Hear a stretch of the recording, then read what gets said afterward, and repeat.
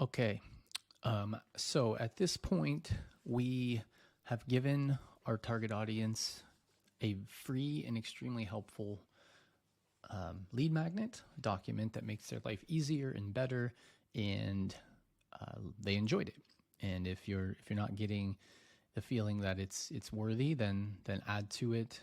Continue to make it better and better and better, because it's very, very important to nail that very first connection with the user. They gave up something for you, their email address, and you're giving them something in return. So just make sure that you're giving them, the same amount of value that you hope to get from them. So after they read that and they open their email, here is what I've come up with for the opening email, the welcome email. So the point here is that you want to double down on what I call undeniable value, but just more value, basically. One thing that I highly recommend you don't do is what so many people are doing right now, and that's they basically say, hey, thanks for signing up. You can look forward to tips and tricks and whatever in my niche, and you know what, do me a favor and whitelist my email address and move me to primary and all these things. Don't do that. It's not going to help you. There might have been a time when it did, but I don't believe it helps you at all anymore. And if you do it right, it doesn't matter anyway, because your value and your quality is going to ensure better deliverability. So there are basically 5 things that I like to do in the welcome email, and I'll just read those off to you. 1, thank them in a friendly way. So right here, thanks so much for downloading. You're just being thankful. That's simple enough. Anybody can do that.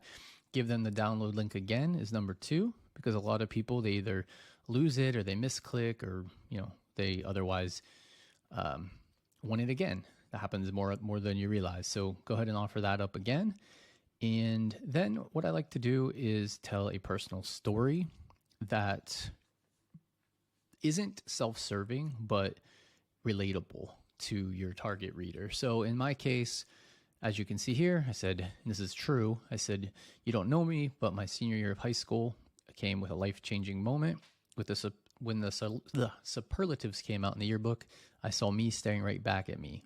Most shy. Probably put that italics. Of all the things to be voted for, of course, my shyness was the one that stood out. To be honest, I don't even feel like I was so much shy as I just didn't really want to speak to everyone. I liked keeping to myself and being introspective. I still do.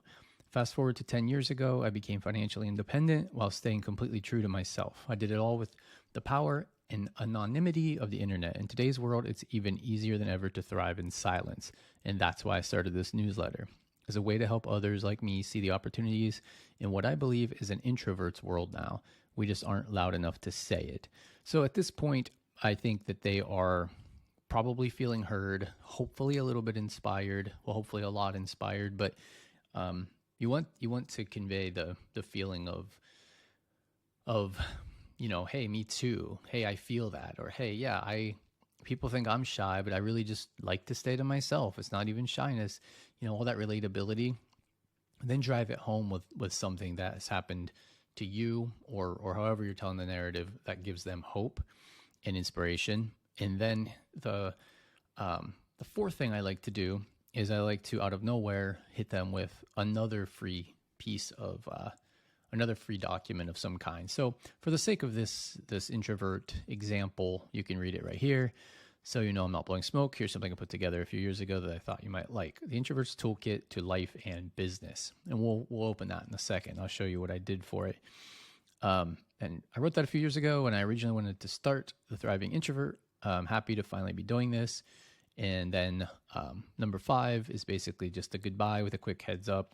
Every Friday, I'll send you new introvert-friendly ideas and opportunities I come across and use. I think you'll really love it. Till then, take care. So now they kind of know what to expect. But moving back to this part, it's right here, the Thriving Introvert Secret Toolkit for Life and Business.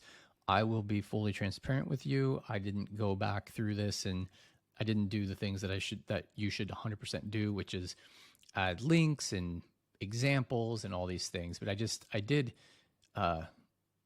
pretty much just like a rundown of all the things that help an introvert in life and business. That's what it says. So, food and delivery, entertainment and streaming, health and wellness, reading and learning.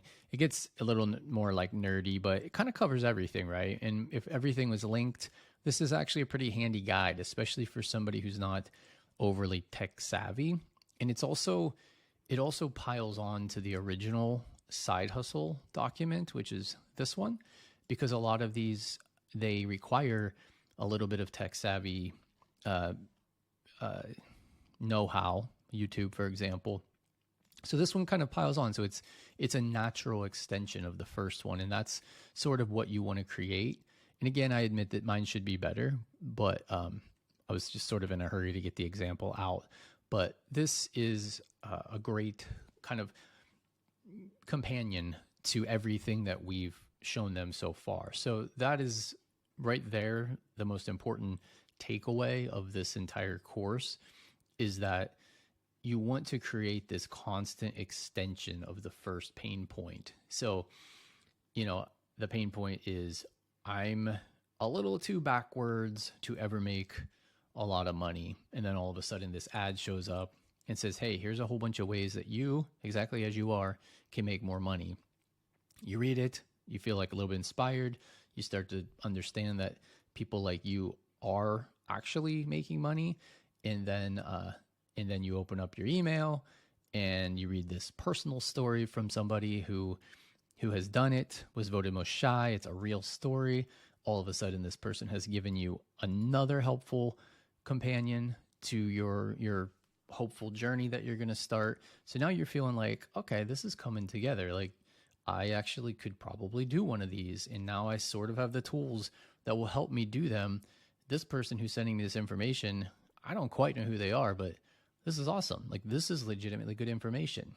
If this person, in this case, I'm talking about myself, if this person sends me, spam next, I'm going to be like, I'm going to be out. But so far, I just kind of love it. I want to know what's coming next. So I'm not unsubscribing at this point. I want to see what's next. So that's kind of that's what you really want them to feel. This continuous extension of the very first solution or potential solution to their pain point.